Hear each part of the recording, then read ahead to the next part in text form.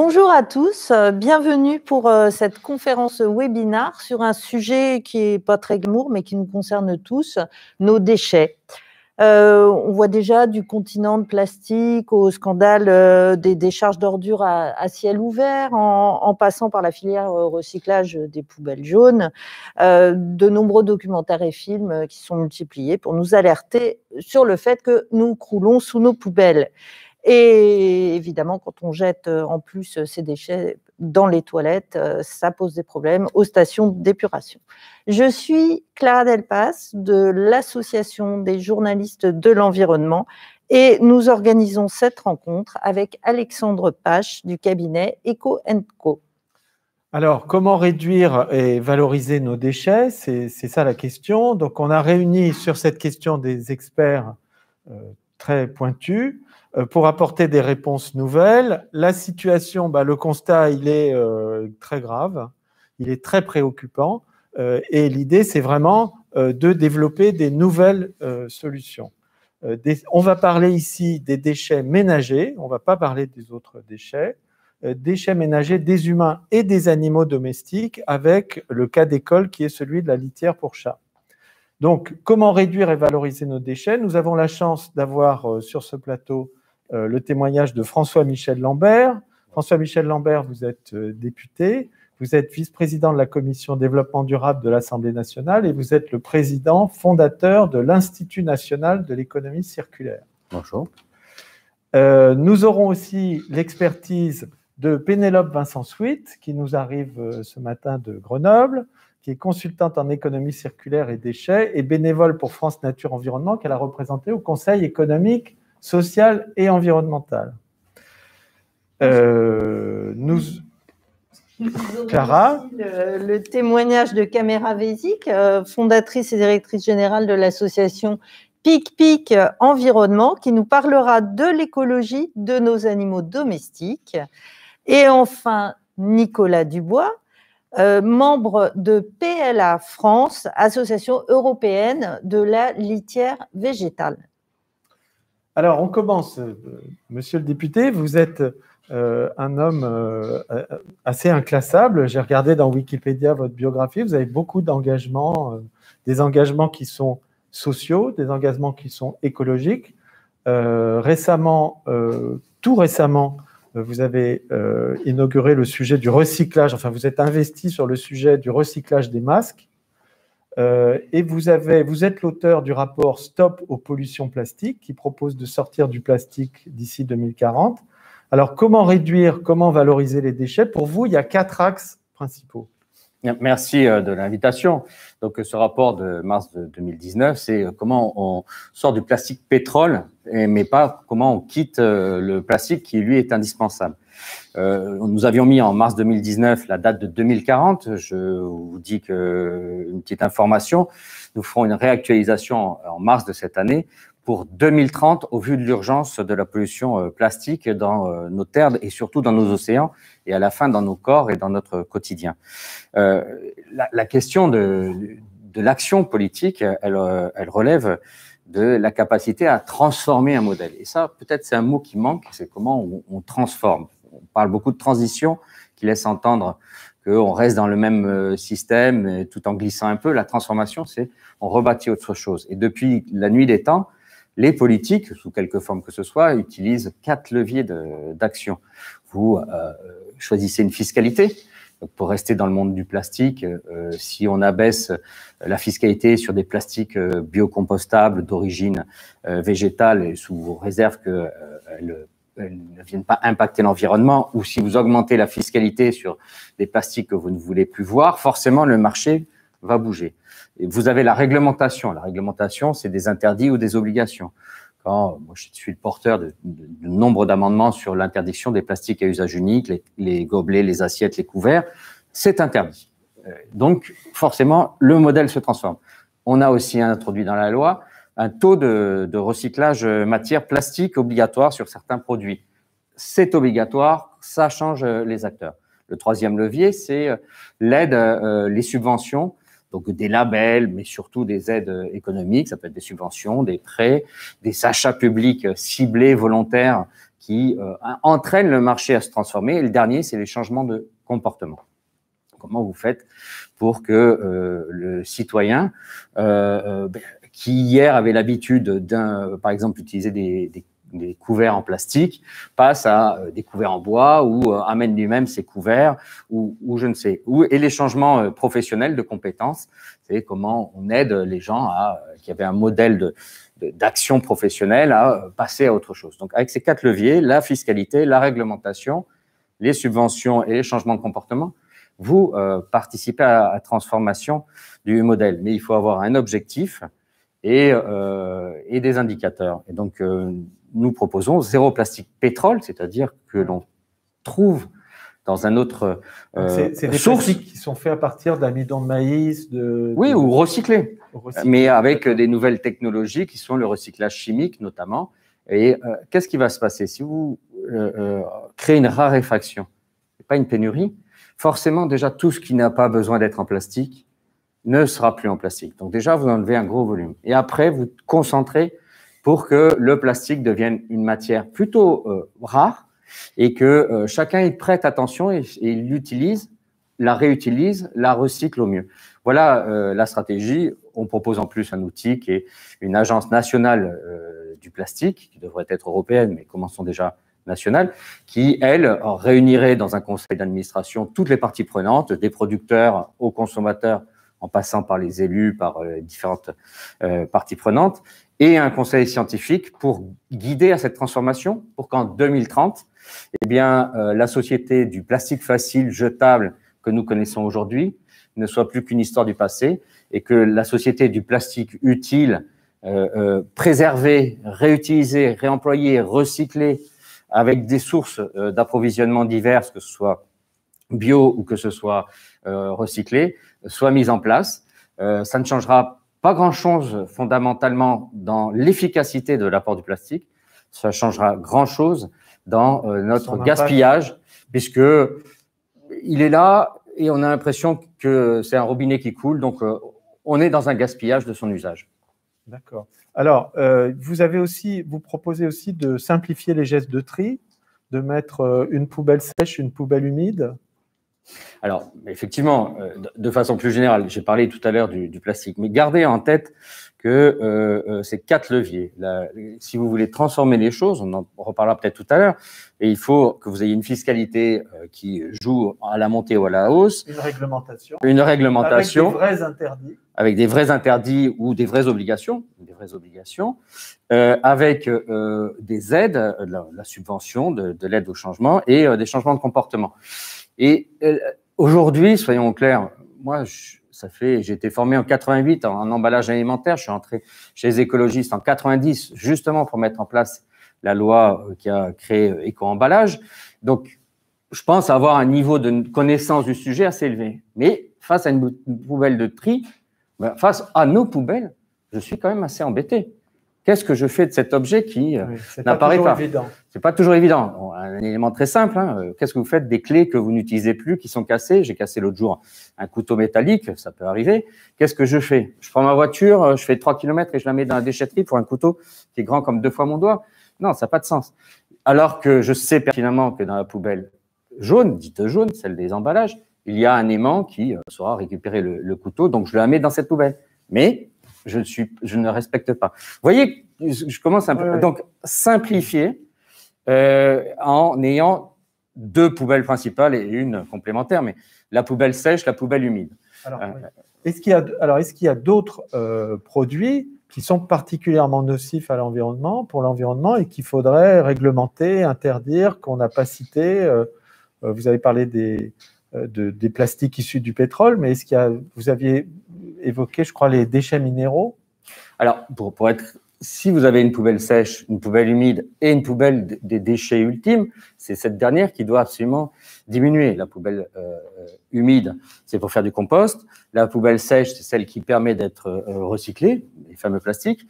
Et donc, regardons ce qui est dans cette poubelle, je dirais, de déchets ultimes, ceux qu'on est obligé d'enfouir. Et il y a notamment, disons-le, avec la croissance de la population de chats en France, une croissance déchets de litière minérale, parce que vous ne pourrez pas la mettre dans les emballages, disons, dans les poubelles sèches, pour être plus clair. Vous ne pouvez pas la mettre dans la poubelle humide de compost, ça ne se composte pas. Donc, cette poubelle qui doit diminuer absolument, elle sera essentiellement composée de litière de chat pour nombre de foyers, avec peut-être quelques poussières d'aspirateur, mais ce n'est pas les poussières d'aspirateur le problème. Donc, on voit bien que ça nous permettra aussi de cibler les produits qui doivent sortir de notre quotidien. Et le problème, là, il est sur les litières minérales. Et bien sûr, c'est les litières minérales, c'est ces fameuses litières qui, aujourd'hui, pèsent lourdement. Je travaille aussi sur la question des chats, et c'est plusieurs centaines de milliers de tonnes chaque année, au niveau national, de litières minérales qui finissent dans un trou. Déjà, regardons leur approvisionnement, mais je suis plutôt, moi, sur la partie aval. Le coût de la collecte, le coût de l'enfouissement et la perte aussi, j'allais dire, de foncier, parce que chaque fois que vous enfouissez quelque chose, vous consommez du foncier.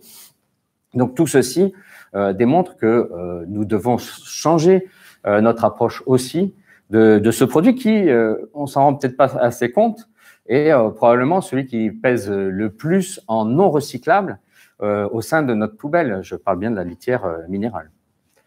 Très bien, merci. On va peut-être revenir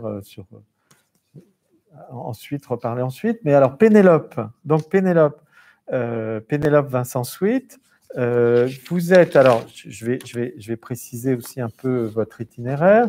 Vous êtes donc experte en économie circulaire et déchets, et vous avez beaucoup travaillé sur notamment les analyses de cycle de vie. Mais pas seulement. Alors, je vous pose la question, comment réduire et valoriser pour vous, selon vous, les déchets ménagers aujourd'hui, et notamment les biodéchets? Merci.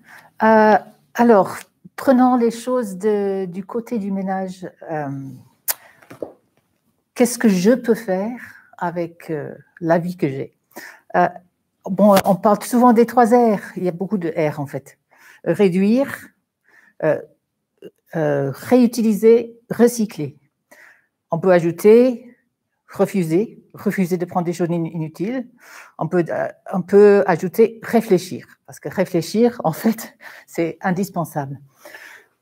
Alors, ce qui pose problème, c'est ce que je mets dans ma poubelle grise, la poubelle où ça va partir, soit en incinération, soit poubelle grise, c'est la poubelle générale. Voilà, oui, c'est ça. C'est-à-dire que ça change les couleurs, mais c'est la poubelle générale, c'est pas la poubelle de tri. C'est les résiduels. C'est pas parce qu'on a réussi à prendre à part les emballages, le papier, le verre, en principe, c'est recyclé parce qu'on a pris les flux séparément. Ce qui reste dans la poubelle mélangée, on peut pas faire grand-chose. Alors, pour les déchets organiques, en fait, ça fait maintenant, dans la poubelle qu'on a, c'est une grande partie de cette poubelle. C'est organique. Tout ce qui est organique peut retourner au sol, peut être composté ou méthanisé, il peut retourner au sol et nourrir les plantes. Méthanisé, ça veut dire qu'il devient du gaz, qu'il peut devenir du gaz. Oui, c'est ça. Oui. Donc, cette partie-là, comme disait monsieur le député, il est très important de le mettre à part des autres choses, des restes aspirateurs, des choses qui sont vraiment des déchets ultimes. Donc moi, en tant que ménage, je peux regarder ce qui me reste dans cette poubelle résiduelle. Et bon, effectivement, tout ce qui est... Si on revient aux litières, c'est la question aujourd'hui, ce qui reste, si j'ai un chat, il restera dans ma poubelle, si je prends de la litière minérale, 180 kilos de litière usagée par an. Oui, c'est beaucoup. Quand j'ai vu ce chiffre-là, j'étais abasourdie, je dois dire. Sur un total de combien? Alors, sachant qu'en France, la moyenne, c'est à peu près 270 kilos par personne par an de déchets résiduels. Et quand on a un chat, c'est 180 kilos à cause des litières, c'est ça? Et attention, ces 270, ils peuvent être réduits beaucoup. ils peuvent être réduits à moins de 100 kilos par an si on respecte toutes les consignes de tri, si on enlève les biodéchets, si on fait son compostage, par exemple. Donc, sur 100 kilos, imaginez, je suis une personne, je fais 100 kilos de déchets résiduels, j'ai un chat, j'ai 190 kilos en plus. Donc, ça m'a travaillé depuis un certain temps, cette histoire. Et les litières végétales qui peuvent être retournées à la terre, ça me semble beaucoup plus, c'est beaucoup plus logique que de prendre de l'argile ou autre chose, l'utiliser et le jeter. Notre économie, depuis un certain temps, est minière. On prend, on utilise, on jette, et puis on se rend compte que ce qu'on jette s'entasse. Donc, c'est pour ça qu'on a commencé à parler de l'économie circulaire, pour qu'on arrête d'en prendre, on utilise et on essaie de réutiliser ce qu'on a utilisé. Et pour les biodéchets, la réutilisation, c'est le retour à la terre, le compostage, l'autre traitement et le retour à la terre. D'accord. Alors, est-ce qu'il y a une évolution positive dans la législation sur les biodéchets, que ce soit au niveau européen ou au niveau français? Tout à fait. Est-ce que ça évolue bien? Ça évolue. Ça prend du temps, mais enfin, ça évolue. Même au niveau européen, maintenant, il y a une obligation de trier à la source les biodéchets. Trier à la source, c'est indispensable pour qu'ils soient propres. Donc, biodéchets, alors, pardon, Pénélope, si vous pouvez nous rappeler la définition du biodéchet, parce que oui, ce n'est pas des déchets qui sont bio. Des déchets organiques, les biodéchets du ménage, bon. Qu'est-ce qui rentre dans les biodéchets? Qu'est-ce qui ne rentre pas? Est-ce qu'il y a des matières qui vont rentrer? On espère qu'elles vont rentrer. Il faut créer Au niveau des ménages, il y a tous les déchets du jardin, il y a les déchets de la cuisine. Bon, il y a des déchets dans une zone grise qui sont les fleurs fanées, les mouchoirs en papier, les litières des petits animaux, par exemple. Ils n'entrent pas totalement dans la définition stricte du biodéchet. Cela dit, on utilise le mot biodéchet parce comme raccourci pour déchets organiques. Moi, personnellement, c'est plus rapide à dire que déchets organiques. Je parle très souvent de biodéchets, mais en sens un peu plus large que le sens strict. D'accord. Caméra, donc vous avez fondé PicPic Environnement, une association très originale, très foisonnante aussi d'activités. Vous sensibilisez à une consommation plus responsable et éco-citoyenne. Vous organisez notamment des ateliers, par exemple pour fabriquer son déodorant, son savon, ses éponges pour la vaisselle. Et puis, depuis peu, ou depuis plus longtemps, vous souhaitez lancer une réflexion sur les animaux domestiques et l'impact écologique qu'ils peuvent avoir, notamment dans nos environnements, et comment on peut agir pour réduire cet impact, je suppose. Vous dites qu'il y a 3 niveaux: mieux acheter, mieux utiliser et mieux jeter. Alors, puisque on a choisi de centrer un peu cette émission sur la litière pour chat, concernant les chats plus particulièrement. Alors, effectivement, Clara, notre association est connue pour les ateliers à faire soi-même, comme vous l'avez dit. Après, on a une ambition qui est plus grande, qui est d'amener tous les citoyens vers l'éco-citoyenneté. Monsieur le député parlait de changement de comportement, donc ça, c'est vraiment notre axe. On travaille, et je vais en venir au chat, on travaille sur les 3 grandes thématiques du développement durable: protéger notre environnement, le climat, la biodiversité, favoriser l'inclusion, le vivre ensemble, et le point aujourd'hui de la consommation responsable. Comment consommer responsable? Comment aller vers plus de sobriété? Alors, le cas des animaux domestiques que nous chérissons en France, nous sommes les champions des animaux domestiques et ils ont quand même un poids. Donc là, vous avez parlé de notre démarche en 3 étapes: le mieux acheter, le mieux utiliser et le mieux jeter. Sur le mieux acheter, on achète quand même beaucoup de choses pour nos animaux domestiques: de la nourriture, de la litière, des jouets. Donc, d'où est-ce qu'ils viennent? Quels sont les labels, les marques, etc. Comment est-ce qu'on peut être plus responsable de ce côté-là? Sur une meilleure utilisation, là, on va vraiment plus parler d'impact sur la santé, par exemple. Ça peut être un impact négatif comme des allergies, mais surtout un impact très positif, tous les bienfaits que les animaux domestiques apportent à notre morale, à notre santé psychique. Et là, le sujet du jour, quel est l'impact déchets, fin de vie, de tout ce qui tourne autour de nos chers animaux domestiques. Donc, les déchets, donc leurs excréments, les litières. Et là, c'est un vrai sujet. Et je pense que le public ne se rend pas du tout compte, effectivement, ne connaît pas du tout les chiffres qu'a cité Pénélope sur le poids que ça a sur nos poubelles. C'est un peu invisible. On est focalisé sur les bouteilles en plastique, sur plein de choses, mais il y a ces sujets-là qui sont un peu sur le côté. Et donc, comment est-ce qu'on peut être plus responsable là-dessus? Ben, ça peut être déjà dans le choix de sa litière, qui aura une utilisation plus sobre, exemple de la litière agglomérante plutôt qu'une litière plus classique. Et après, même dans la matière de la litière, on l'a dit, entre minéral ou végétal. C'est un peu compliqué pour les consommateurs. Peut-être que s'ils n'avaient pas à disposition justement des litières qui étaient particulièrement polluantes, il n'y aurait pas besoin de faire toutes ces informations.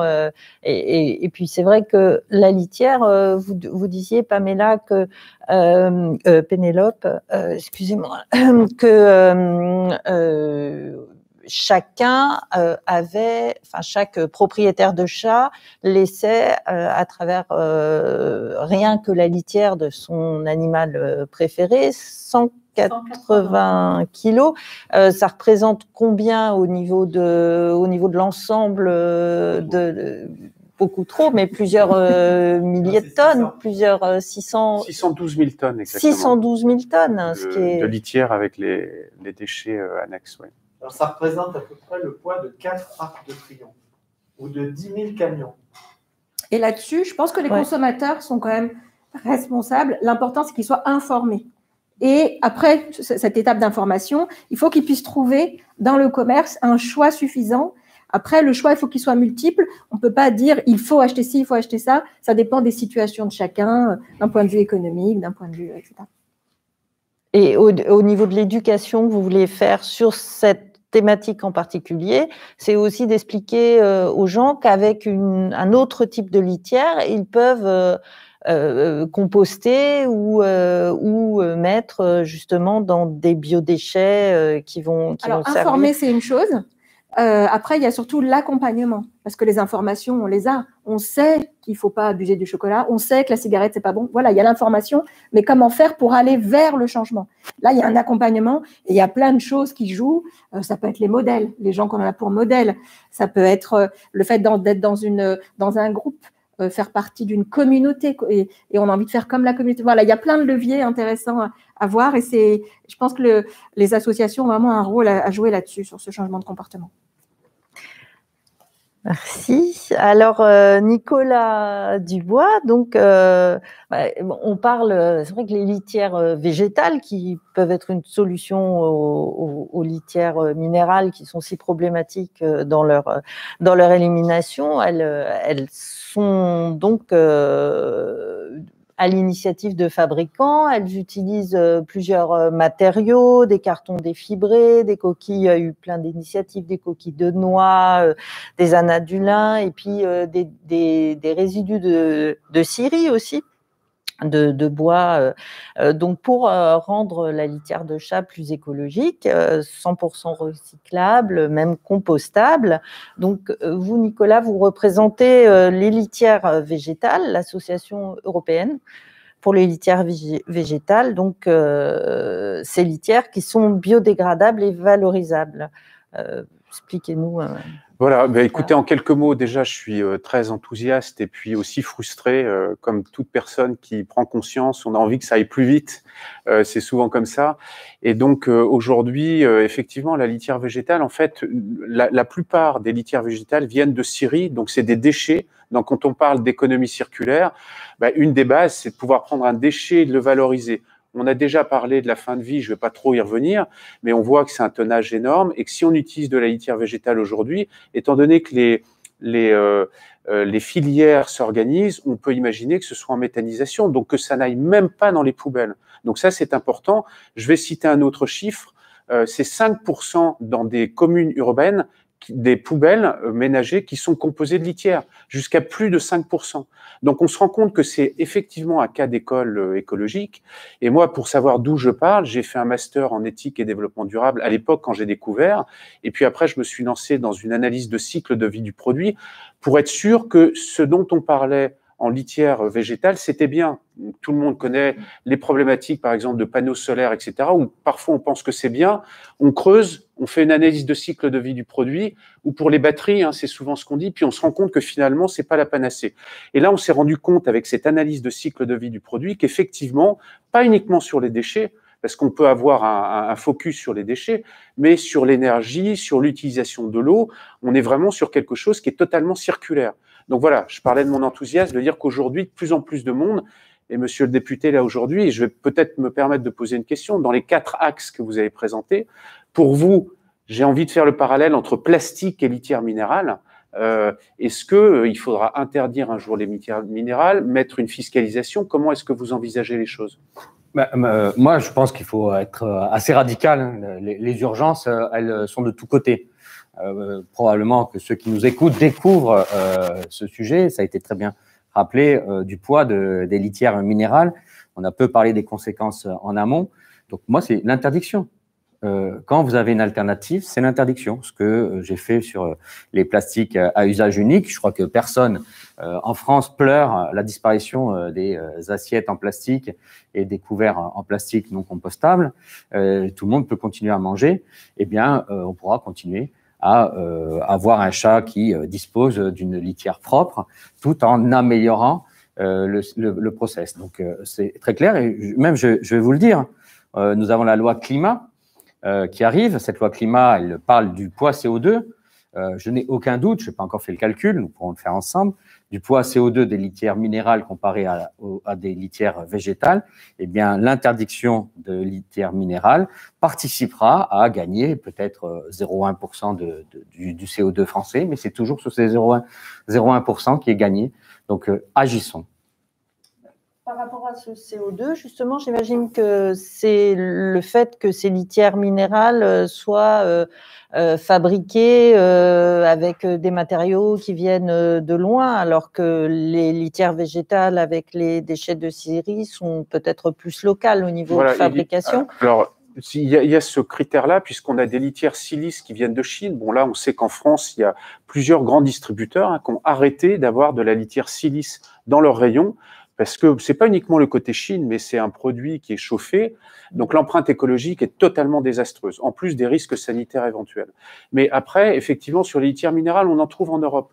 Il y en a qui viennent du Canada, etc. Donc, il y a toujours le consommé local qui est important. Donc, la litière végétale est plutôt très locale, soit en France ou alors à proximité en Europe.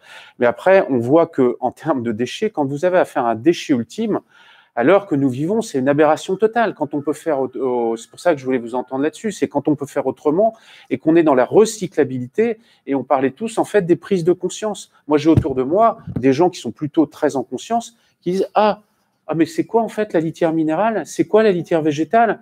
Et donc introduire cette réflexion, les 3 R qu'on a entendu, de dire là je suis responsable et je vois, donc il faut arriver à bien communiquer et puis après être totalement transparent sur les filières. Comme je disais tout à l'heure, parce que parfois on a aussi des surprises. Donc là, on est transparent et on voit que si vous avez de la litière minérale qui va en déchet ultime, forcément le CO2 dégagé, il est énorme à partir du moment où on peut le comparer à une litière végétale qui va être recyclée. Et même si elle est dans les poubelles, en fait, elle va aussi peser moins. Donc de toute façon, l'empreinte écologique est bien amoindrie. Alors justement, sur ce point-là, où bien sûr il y a la fabrication vertueuse de la litière qui rentre en ligne de compte pour réduire le poids écologique et la possibilité qu'il y a de pouvoir la recycler, mais au bout du compte, c'est finalement quand même le consommateur qui doit lui-même procéder à disposer ces litières de manière à ce qu'elles puissent être soit recyclées, soit valorisées. S'il jette ses litières végétales à la poubelle sans plus d'égard, est-ce qu'on annule pas on peut prendre, étant donné que les prises de conscience sont progressives, on ne peut pas imaginer que demain, ce serait super. Mais après le webinaire, tout le monde, la filière de méthanisation se met en place, etc. Non, ça va se faire progressivement. Mais déjà, le fait de dire que si de la litière végétale est dans la poubelle, pour être très clair, elle va en incinération la plupart du temps, elle va être brûlée. Ça va même mettre un pouvoir calorifique. Donc là, c'est une valorisation et c'est plus léger puisque en fait, on paye le CO2 en poids. Donc, vous avez une poubelle qui est plus légère. Et puis après, si on compare à la litière minérale, la litière minérale, comme je disais tout à l'heure, elle va être un déchet ultime, elle va être rechargée. Donc, la litière végétale. Donc, même si la litière végétale est dans la poubelle, de toute façon, c'est un impact plus bénéfique, mais on est tous d'accord pour dire que l'idéal, c'est d'avoir le moins de produits possible. Et là aussi, dans la responsabilité, vous avez des litières, on est un petit peu plus technique, mais agglomérantes végétales qui absorbent énormément. Vous en utilisez très, très peu. Et c'est uniquement ce qui est souillé qui est enlevé. Et ça aussi, c'est un principe de connaissance et de responsabilité. Vous utilisez un produit qui vaut certes un petit peu plus cher, mais quand vous regardez l'utilisation, il va valoir beaucoup moins cher réellement, et puis vous ne mettez pas des tonnes et des tonnes dans les poubelles. Donc voilà, c'est… Alors il nous reste un peu de temps, pas beaucoup, mais donc il y a beaucoup de questions qui viennent par le chat. J'ai une question, je vous la livre comme ça, de Philippe Santoff. Composter la litière végétale, ok, mais quid des matières fécales et de la destruction des germes pathogènes? Peu possible dans un composteur domestique au vu de la montée en température. Alors ça, c'est peut-être plus sur Pénélope. Oui. Alors, j'ai regardé de près cette question de pathogènes. Quand c'est composté ou méthanisé dans une installation industrielle, ça ne pose apparemment, ça ne pose pas de problème, pas plus qu'autre chose. Parce que c'est forcément, il y a forcément une montée en température, même réglementairement, c'est obligatoire. Parce qu'on prend aussi les déchets alimentaires où il peut y avoir des morceaux de viande, d'os, etc. Et la réglementation oblige à avoir une montée en température. Pour que ça devienne du compost utilisable derrière, il faut qu'il y ait une montée en température qui est quoi, de 50 degrés, 70 degrés? Oui, je ne vais pas entrer dans les détails, c'est complexe. Et là, à partir du moment où il y a cette montée de température, ça peut devenir du compost.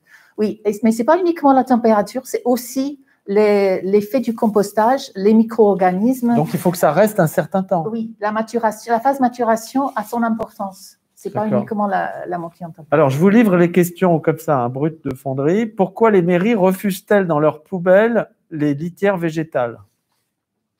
Elles ne refusent pas? Déjà, il n'y a pas les mairies qui décident.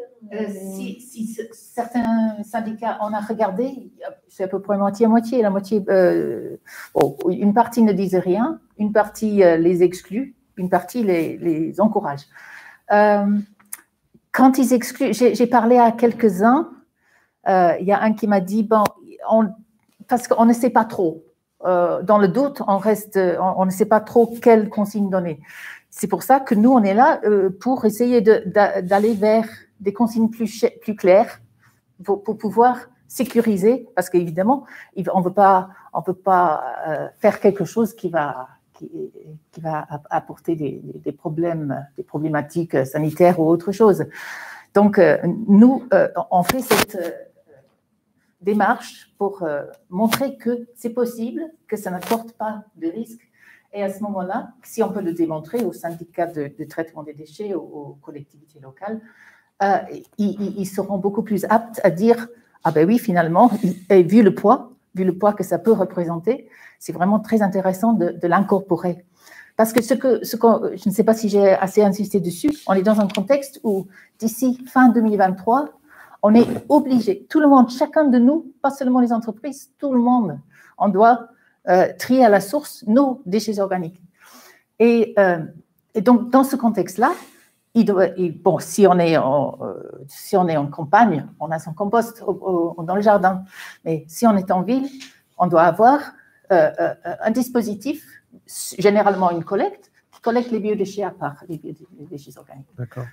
Alors, oui, on a quand même la chance d'avoir une harmonisation. On va avoir une harmonisation. C'est pour ça que le tri était compliqué aussi, parce que d'une ville à l'autre, c'est pas la même règle, c'est pas la même couleur. Donc là, la bonne chose, effectivement, c'est qu'il y ait une harmonisation. Après, je me permets juste rapidement, mais le problème pour les biodéchets, parce que nous, on accompagne beaucoup de collectivités là-dessus, c'est le problème de l'installation de la place. C'est-à-dire que d'avoir le système qui propose, surtout en milieu urbain dense, des endroits où on peut trouver les ordures ménagères, le recyclable, les biodéchets, c'est compliqué. C'est pour ça que ce qui va se développer, c'est peut-être plus les points d'apport volontaires. C'est-à-dire qu'on va aller avec son petit sac sur le marché alimentaire d'à côté et on ira déposer ces biodéchets. Alors sinon, il y a la réduction à la source. Alors, on a eu un message de Madame Simati, qui travaille pour le canton de Genève et qui nous dit, dans le canton de Genève, il y a une lettre qui a été envoyée à toutes les mairies pour leur dire que ce serait bien de préférer, pour informer leurs citoyens que c'est mieux de préférer la litière végétale plutôt que la litière minérale. Donc, il y a également vous avez peut-être entendu parler, dans la Moselle, une commune qui a encouragé les citoyens clairement à utiliser de la litière végétale et qui regarde la filière méthanisation. Donc là, c'est la première expérimentation dont j'ai entendu parler en France sur le fait de mettre quelque chose de pratique en place. Donc je ne crois pas qu'il y ait encore de résultats, mais c'est en cours en tous les cas. Rappelons le coût d'enfouissement d'une tonne de déchets. Hein. C'est entre 30 et 120 euros la tonne. Donc, tout à l'heure, on parlait de 600 000 tonnes environ, ne serait-ce que le poids des litières minérales. Chacun fera le calcul, c'est plusieurs dizaines de millions d'euros de coûts à la collectivité, donc de coûts pour le citoyen. Donc, l'effort que le citoyen, si c'est tenté que ce soit un effort, ou l'attention que prendrait le citoyen à choisir une litière non minérale, donc une litière végétale, c'est bon pour la planète. Et je rajoute que c'est bon aussi pour les dépenses de la commune. Attention, encore une fois, moi je mets du côté du consommateur. C'est important d'informer le consommateur que c'est bon pour la planète, c'est bon pour la commune, etc. Le consommateur, il faut que tout soit mis à sa disposition. S'il va dans le magasin d'à côté, il n'y a que de la litière minérale. Voilà, il faut aussi donc qu'il y ait le choix, que ce choix soit accessible, que ce soit pas encore un produit un peu élitiste, voilà, et qu'il ait le petit déclic, l'envie de le faire, de changer ses habitudes. Donc là, c'est une première bonne étape d'informer et il y a encore un accompagnement à faire. Et puis aussi sur les communes, qu'est-ce qui varie? Parce que par exemple sur Paris, on n'a pas encore de filière complètement fluide de récupération des biodéchets. Je crois que ça se fait dans quelques arrondissements, mais dans le 19e, me semble-t-il, dans le 12e. C'était des arrondissements pilotes, mais maintenant, ça se généralise. Les arrondissements pilotes servaient à tester justement les limites, tout simplement. Hein. Quand on installait dans un immeuble une poubelle pour les biodéchets, eh bien, parfois, les gardiens les cachaient. Parce que ça leur faisait du travail en plus, ça faisait des odeurs. Ouais. Donc voilà, ça sert à ça aussi de faire des tests pour voir quelle est la limite de l'exercice. Et en ce moment, on teste sur les marchés alimentaires l'apport volontaire. Mais la ville de Paris est plutôt en avance sur ces. Oui, je sais bien, mais est-ce que du coup, pour partout où il y a de la récupération de biodéchets, on peut mettre la litière végétale de ces animaux domestiques? Est-ce que il y aura le rôle des députés, des associations pour pousser à harmoniser de ce côté-là. Parce que pour l'instant, le consommateur n'est pas forcément au courant. C'est compliqué. Quelquefois, on ne sait pas où jeter précisément un déchet, donc on va le mettre dans la poubelle normale parce que… L'idée d'un jour arriver à la poubelle sèche, la poubelle humide et la poubelle des déchets particuliers. Et ça nous permettra tout à la fois d'avoir la poubelle sèche, que ce soit un bout de papier qui vienne d'un emballage, qui vienne d'un livre. Aujourd'hui, vous ne pouvez pas, vous avez un livre, je ne conseille pas évidemment de jeter des livres, mais parfois un vieux livre sans aucune valeur, vous le mettez dans la poubelle jaune, il sera recyclé comme le magazine.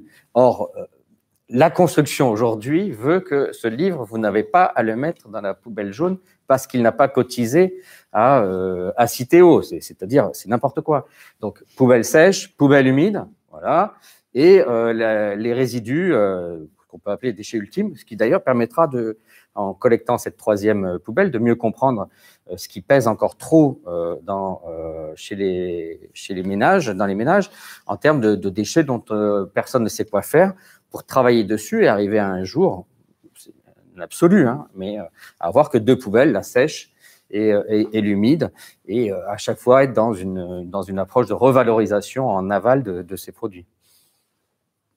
Alors, Monsieur Lambert, il est 11h15. Je vous informe juste de l'heure, parce que encore quelques questions. Raphaël, pourquoi ne pas apposer un étiquetage spécifique pour informer les consommateurs sur les litières minérales ou végétales?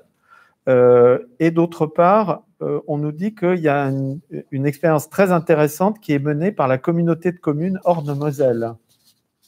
Alors, je vais laisser répondre. Mais politique, que je crois qu'à un moment donné, je l'ai dit tout à l'heure, je le redis, nous devons prendre des décisions. Quelle est la conséquence de l'abandon, de l'interdiction, pour être très clair, de litières qui ne seraient pas conformes à une logique de revalorisation, notamment par les déchets organiques, par une logique amont d'approvisionnement sur des sous-produits de scierie, par exemple.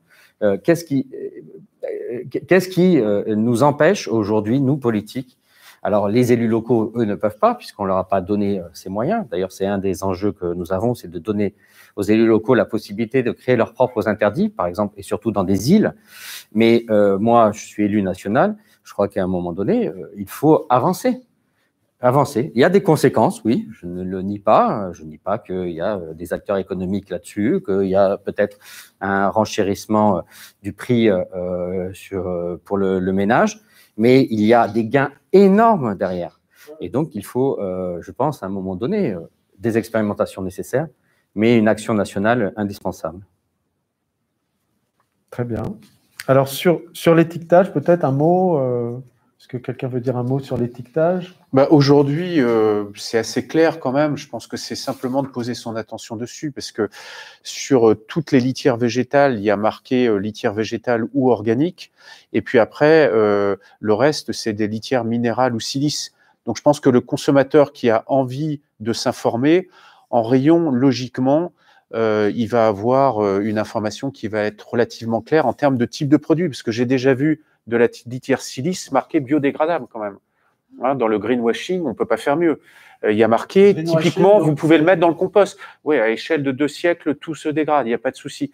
Donc, on a affaire à ça aussi dans des filières. Hein, mais si on a compris là ce qu'on a résumé en 3/4 d'heure, c'est vrai que c'est relativement facile dans les magasins de trouver et de détecter ce qui est vraiment végétal, du minéral ou de la silice. Alors, Vanessa nous dit, oui, quid des litières minérales à base de terre de diatomée dites biocompatibles?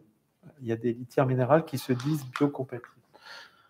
Alors, c'est vrai que tout est naturel, toute matière première, le mot naturel, il prête toujours à confusion, parce que l'amiante était naturelle, hein, elle a été interdite à un moment donné et nocive. Donc là, on peut avoir des carrières. Je pense qu'il faut vraiment distinguer ce qui est non renouvelable du renouvelable. Quand vous êtes dans des carrières, à un moment donné, la nature, elle donne, ça ne va pas repousser. Quand vous êtes dans du végétal ou du scierie, on fait des meubles, on a besoin de bois, on a un déchet, et là, on peut le valoriser. Voilà, je pense qu'il faut rester aussi simple que ça, en fait. Alors, Alexandre, moi, j'ai envie de... Excusez-moi, hein, mais j'ai envie de dire, franchement, la litière, c'est un sujet dont tout le monde se fout. Excusez-moi d'être rude comme ça, mais je suis un consommateur, je suis une consommatrice, pourtant, je suis engagée. Hein, et ce sujet, je le découvre vraiment de manière très, très récente parce qu'on m'en a parlé. Là, mettez-vous à la place des consommateurs. Il y a des injonctions de partout. Il faut manger bio, il faut ci, il faut… et alors qu'on est dans une situation quand même sociale extrêmement difficile. Les gens sont plutôt en situation de survivre. On sait qu'il faut faire quelque chose pour la planète, on le sait. Mais on a tous des priorités. Maintenant, les priorités, la consommation, on est abreuvé du matin au soir d'émissions environnementales et c'est génial. Il n'y a jamais eu autant d'émissions environnementales à la télé, je suis vraiment ravie. Mais c'est toujours sur les sujets de la consommation humaine. Donc, ça va être les plastiques. Alors, les plastiques, les émissions sur les plastiques, il y en a tout le temps. La malbouffe, il y en a plein. La cigarette, enfin, voilà.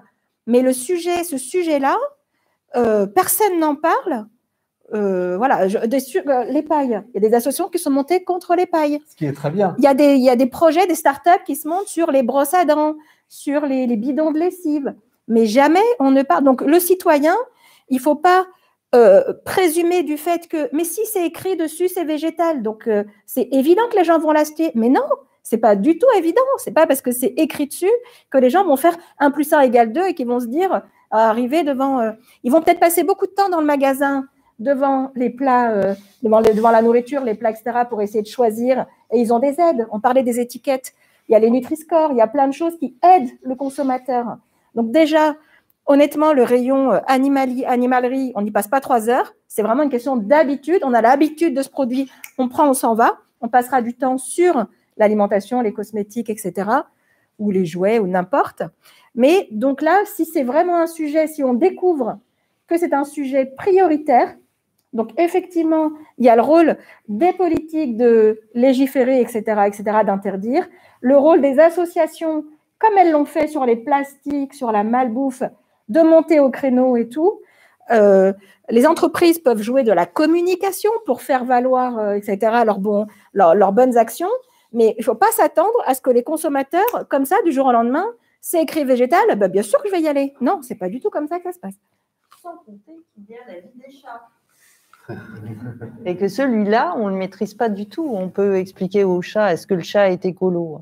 On peut lui expliquer qu'il faudrait qu'il aille dans une litière végétale plutôt qu'une litière minérale. Il s'en fiche. Il faut accompagner les chats. Naturellement écolo, il faut les pousser un petit peu. Ben c'est ça, il faut changer les habitudes de plusieurs années. Non, sur ce que disait Caméra, c'est cela, l'affichage, c'est important, mais on ne faut pas tout miser sur l'affichage.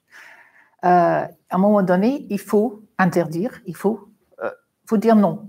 Imaginez que dans les affichages, on a un affichage qui indique la quantité d'esclavage dans le produit. Oh, je prends A, B ou C, beaucoup d'esclavage ou peu d'esclavage. Mais tout le monde, à un moment, il faut interdire. On a interdit l'esclavage. Donc, à un moment donné, il faut savoir interdire.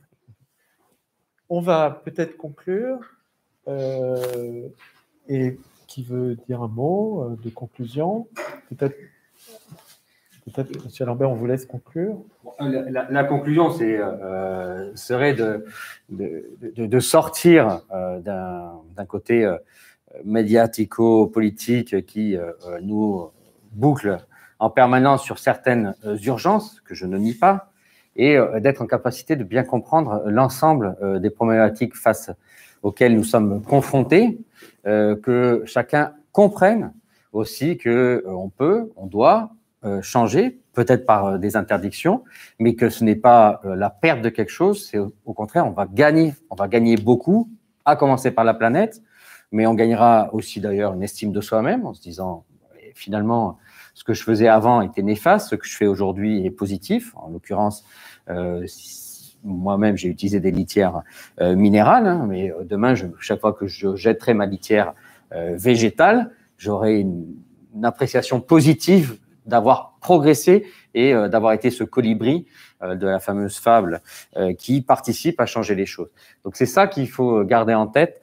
Nous allons transformer notre monde et tout doit être retravaillé avec des propositions positives. Nous en avons ici. Il faut les saisir sans délai. Merci. Merci à tous. Merci. Merci bien.